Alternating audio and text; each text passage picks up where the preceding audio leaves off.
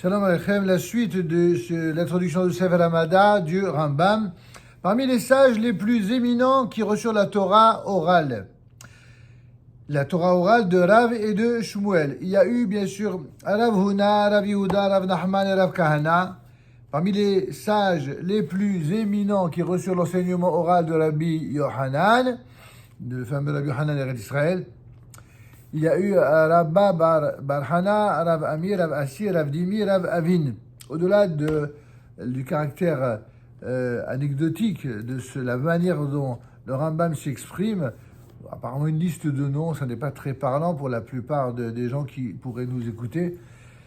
Comme je l'ai déjà dit par ailleurs, j'insiste là-dessus, il est très important de comprendre que ce qui caractérise la réalité d'un authentique Talmid Chacham, c'est que la vérité de la transmission ne commence pas par lui, contrairement à l'arrogance de certains dans l'univers moderne, notamment intellectuel, mais pas que, pas exclusivement, même dans l'univers de certains universitaires et même une minorité de rabbanim parmi eux. Eh bien, quand ils s'expriment, on a l'impression que la vérité commence par eux.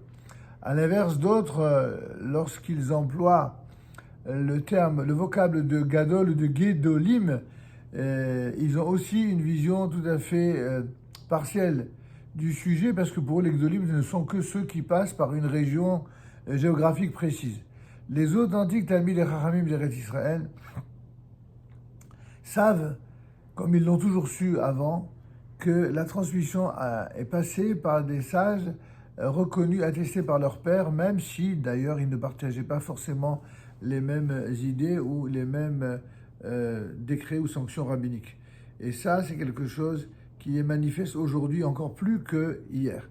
Et l'avantage, c'est de savoir qu'il n'y a jamais eu évidemment d'interruption dans l'historial de la transmission. Nous en étions donc à rappeler que parmi les sages qui reçurent l'enseignement oral de Rav Huna et de Rav Yehuda, il y avait Rabba et Rav Yosef. Parmi les sages qui reçurent l'enseignement oral de Rabba et Rav Yosef, il y avait les fameux Abaye et Rava.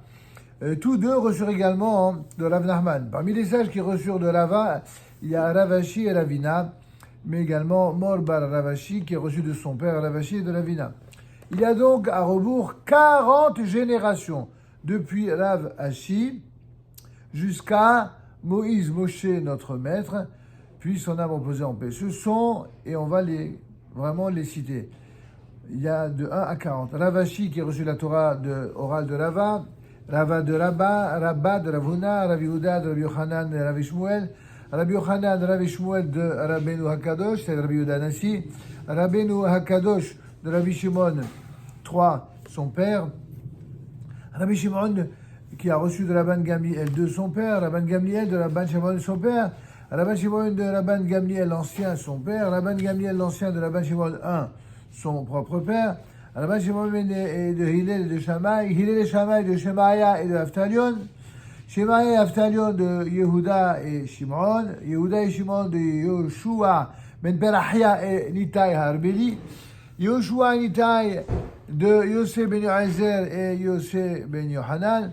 En fait, Yosef ben Yoazer, Ishereda, Yosef ben Yohanan de Antignos Issocho, Antignos de Shimon Atzadik, Shimon Atzadik de Ezra, Ezra de Baruch, Baruch de Jérémie, Yirmiyahu de Tsefania, Tsefania de Chabakouk, Chabakouk de Nahum, Nahum de Yoel, Yoel de Micha, Micha d'Isaïe, le fameux Yeshaya Navi, Yeshaya ou Anavi de Amos, Amos de Hoshea, Hoshea de Zecharia ben Yoyada, Zecharia ben Yoyada de son père, de Yoyada son père, Yoyada d'Elisha, Elisha d'Eli, Eli d'Ahia de Shilo, Shiloni, Ahia de Shilo de David, David de Samuel, Samuel d'Eli, Eli de Pinchas, Pinchas de Yoshua, Yoshua de Moshe, et enfin Moshe Rabbeinu qui a reçu la Torah orale de la bouche du Tout-Puissant. Alors pardonnez cette façon un peu rapide et même très rapide, peut-être trop rapide, de dire les noms, c'est juste pour être fidèle à la présentation du Rambam dans son introduction du Sefer Hamada, mais surtout la pertinence de tous ces noms, c'est pour rappeler qu'à chaque fois que ces noms vous sont rapportés dans le Talmud, dans toutes les dimensions du Talmud, c'est pour vous dire à quel point il s'agit de véritables géants. Ce sont tous ces géants-là dont on dit que leurs enseignements sont les divrei Hazal. Et ainsi, tous reçurent la Torah orale de l'Éternel, Dieu d'Israël. Tous les sages cités ainsi furent les plus éminents de leur génération. Certains furent chefs d'académie, ce qu'on appelle en termes d'aujourd'hui les yeshivot, d'autres des exilarques et d'autres membres du grand Sanhédrin. Il y eut en outre dans chaque génération des milliers, des dizaines de milliers d'autres érudits qui entendirent d'eux ou avec eux l'enseignement. Ravina et Ravashi marquent la fin des sages du Talmud, c'est eux qui ont clôturé le Talmud, nous disent nos sages.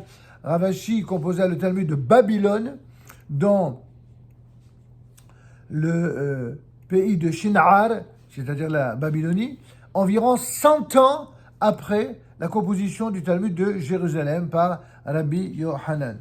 Rabbi Yohanan, qui lui composa le Talmud de Jérusalem dans les Yeshiva de Tibériade. L'ouvrage est appelé, comme vous le savez, le Talmud Yerushalmi, Talmud de Jérusalem, car sa source est à la Yeshiva de Jérusalem et pour honorer la ville de Jérusalem qui était détruite à cette époque.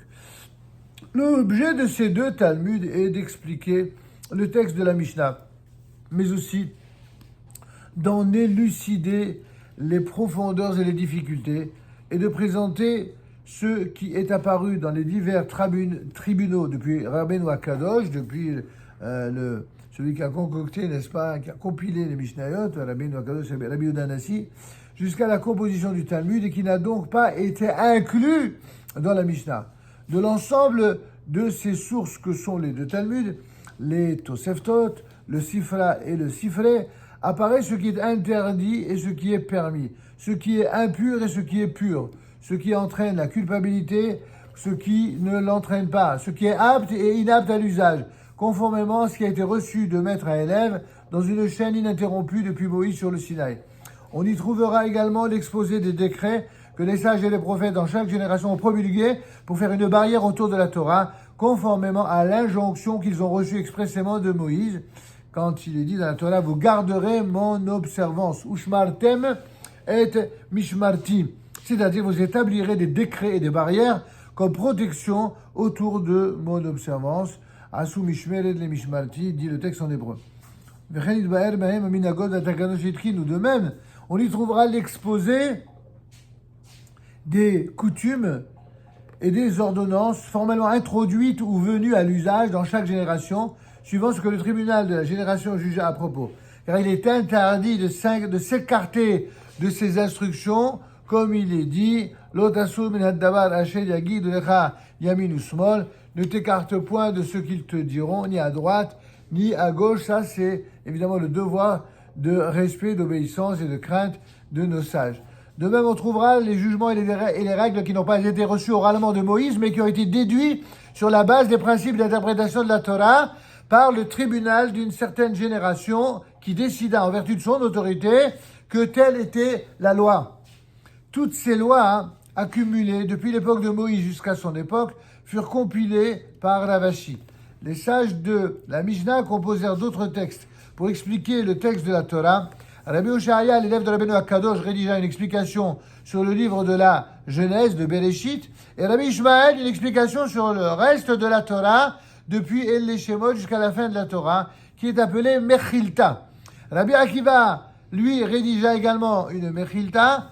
D'autres sages, après eux, rédigèrent des textes midrashiques. Tout cela fut rédigé avant le Talmud de Babylone. Ravina, Ravashi et leurs collègues marquèrent donc la fin de cette ère des grands sages d'Israël, transmetteurs de la Torah orale, et qui promulguèrent des décrets, instituèrent des ordonnances et établirent des coutumes qui se répandirent dans tout le peuple juif partout où il est établi.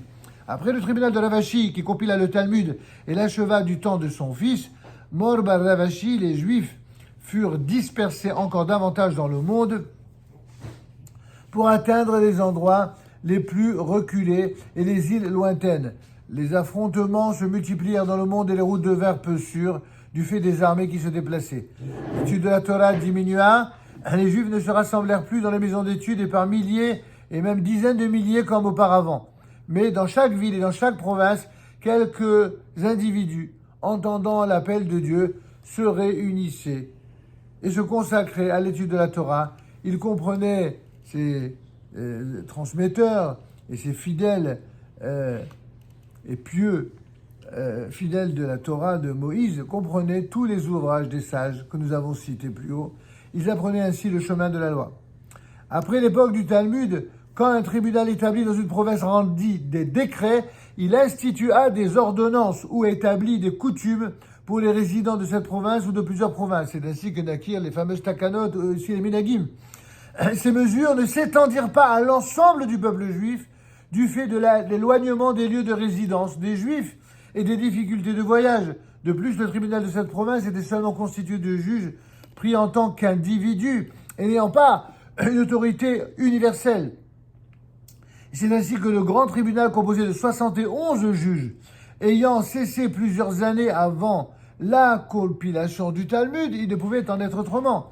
Et c'est pourquoi on ne pouvait contraindre les habitants d'une province à suivre les usages des habitants d'une autre province. C'est de là que naquit notamment le fameux concept de minagamakom.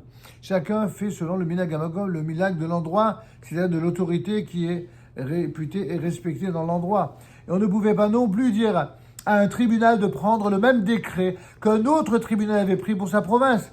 De même, lorsque l'un des Géonim avait enseigné que tel était le chemin de la loi et qu'il était clair pour un tribunal lui succédant que ce n'était pas le chemin de la loi écrit dans le Talmud, on ne suivait pas nécessairement la première autorité, mais l'opinion paraissant la plus convaincante, qu'elle soit la première ou la dernière. Voilà, nous allons nous arrêter pour l'instant et nous reprendrons dans notre prochaine vidéo sur la suite de la logique de l'historial, donc de la transmission et de ses maîtres, et ainsi que du caractère obligatoire qui, avec le temps, a reçu une crédibilité, une respectabilité jusqu'à nos jours.